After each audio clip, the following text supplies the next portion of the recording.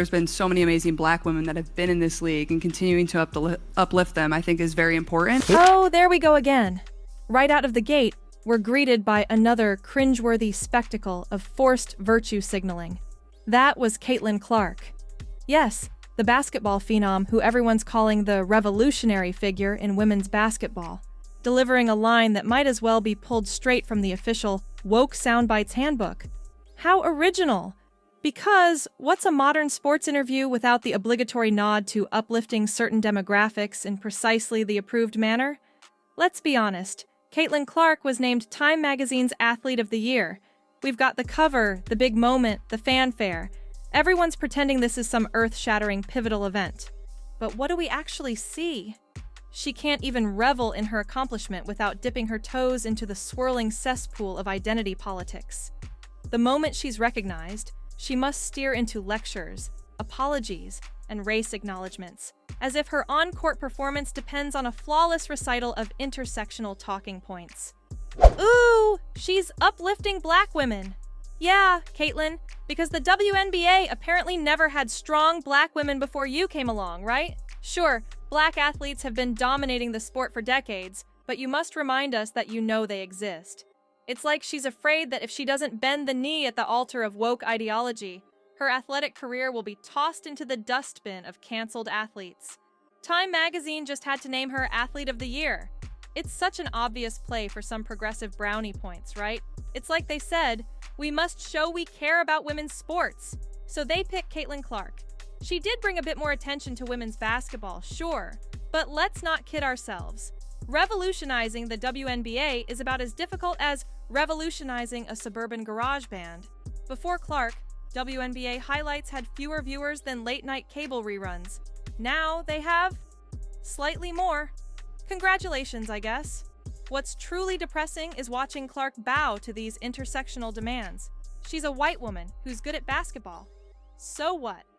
Suddenly she's expected to atone for this as if it's some original sin. Instead of just celebrating her skill, now she's feeding the narrative. Because in today's climate, you can't just accept your trophy. You must also genuflect, acknowledge the pioneers, and apologize for not being oppressed enough. We saw the backlash coming from all sides. Some commentators, let's call them the peanut gallery, are grumbling that they have to even listen to a female basketball player. Others are outraged that she's doubling down on woke lunacy. The volume of performative outrage is mind-numbing. Everyone's got a reason to be offended. This one's too woke. That one's not woke enough. Another one is simply annoyed that we're talking about women's basketball at all. Imagine you're Caitlin Clark. If you just thanked Time and said, "This is great," you'd be tone-deaf and privileged. If you say you want to uplift Black women, you're pandering. You literally can't win. Maybe she should try juggling flaming basketballs while reciting the history of racial injustices in sports. Maybe then someone, somewhere, would be happy. On second thought, probably not. We're also hearing talk about how rough she had it on the court, allegedly getting roughed up for being a straight white female. Conspiracy theories run wild.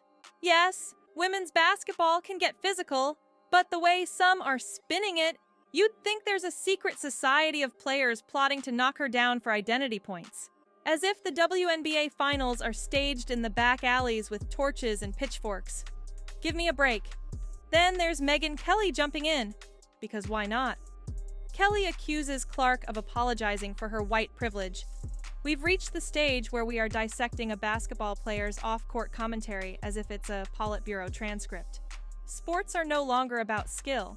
They're about passing the ideological purity test. Yeah, you know, your announcement for Athlete of the Year, like tremendous, incredible positive feedback. That's what we've seen across the board. There's always going to be some negativity. And I feel like you have had to answer more questions than anybody about the intersectionality of race and gender and sexuality in sport, because of just who you are and you represent the growth of this thing.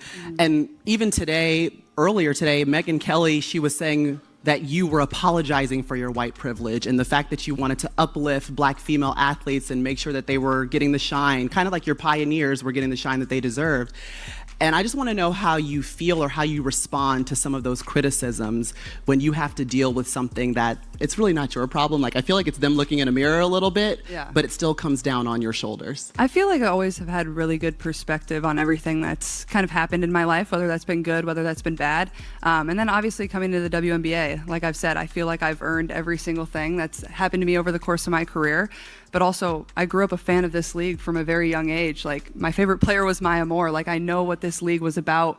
And like I said, like, it's only been around 25 plus years. So I know there's been so many amazing black women that have been in this league, and continuing to uplift them, I think, is very important. And that's something I'm very aware of. And like I said, like, I try to just be real and authentic and, you know, share my truth. And I think that's very easy for me. Like, I'm very comfortable in my own skin. There it is, folks. In her own words. She can't just say, "Yeah, I worked hard." She must add, "Continuing to uplift black women is very important. It's so perfectly scripted it almost makes you cringe. The poor woman is trying to dodge landmines left and right. No matter what she does, she'll be savaged for it. If she just stuck to basketball, people would say she's ignoring social issues. Now that she addresses them, she's pandering." This whole scenario drips with irony. We have Megyn Kelly complaining that Clark is apologizing for white privilege. We have others calling Clark's statements woke lunacy. You'd think Clark is hosting a TED Talk on the intersectionality of jump shots. She's just trying to survive the Shark Tank of public opinion, where everyone is armed with a political agenda and a Twitter account. Meanwhile, Time is patting itself on the back for their oh-so-progressive pick.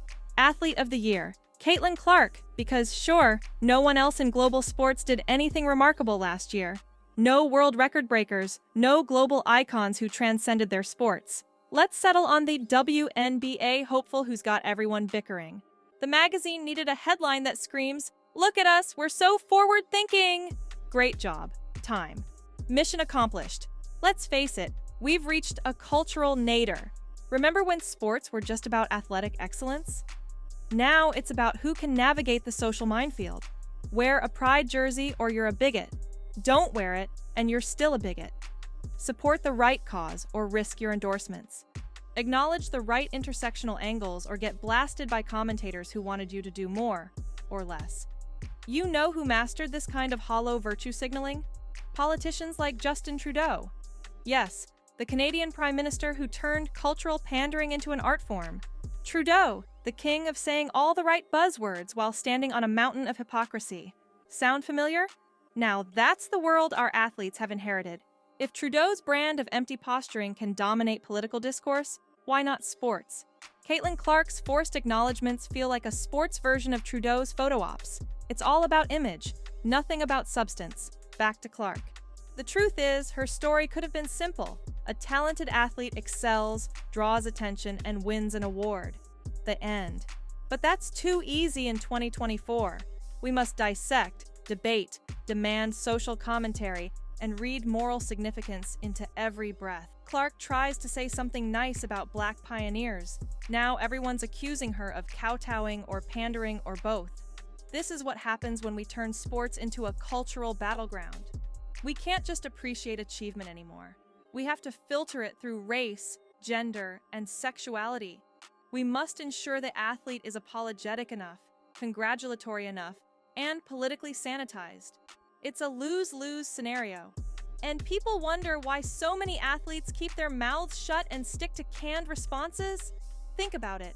Naomi Osaka and Simone Biles facing backlash for mental health issues. Colin Kaepernick sparking an endless debate over kneeling. The modern athlete is expected to be an activist, a role model, a spokesperson, and a saint, all while maintaining peak performance.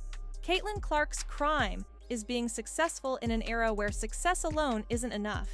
You must also navigate the minefield of identity politics perfectly, or get attacked. It's almost comical. Clark got Athlete of the Year from Time, something that should be universally seen as a nice honor. Instead, look at the mess. People are whining that she's woke. Others say she's caving to pressure. Some are even annoyed they have to listen to a female basketball player's voice at all. The absurdity is off the charts. It's like a three-ring circus of nonsense, and Clark is stuck in the center ring, forced to perform a balancing act on a thin wire of public expectation. Caitlin, if by some miracle you're watching this, Next time, skip the pandering. Just say, "Thanks for the award," and go back to the court. Because no matter what you say, they'll rip you apart. You might as well give them nothing. They will still hate you, but at least you'll save your breath. So, what's the lesson here? That in today's world, achievement alone is never enough? That an athlete can't just be good. They must be politically astute and ideologically compliant, or else face the wrath of critics from every angle? That's the real tragedy. And it's so pathetic it's almost funny. Caitlin Clark got a big award, and instead of a celebration, we got a meltdown over her comments. We got people accusing her of embracing woke lunacy, others calling her weak for acknowledging racial pioneers, and still others who just can't stand women's basketball. This is the cultural climate we live in, where no victory goes unsullied, no success story remains simple, and no athlete can shine without dragging a baggage cart of ideological narratives. Good luck out there, Caitlin. You're going to need it. And good luck to any athlete who dares to be excellent while trying to survive this circus of clashing agendas and moral grandstanding. May the best intersectional statement win.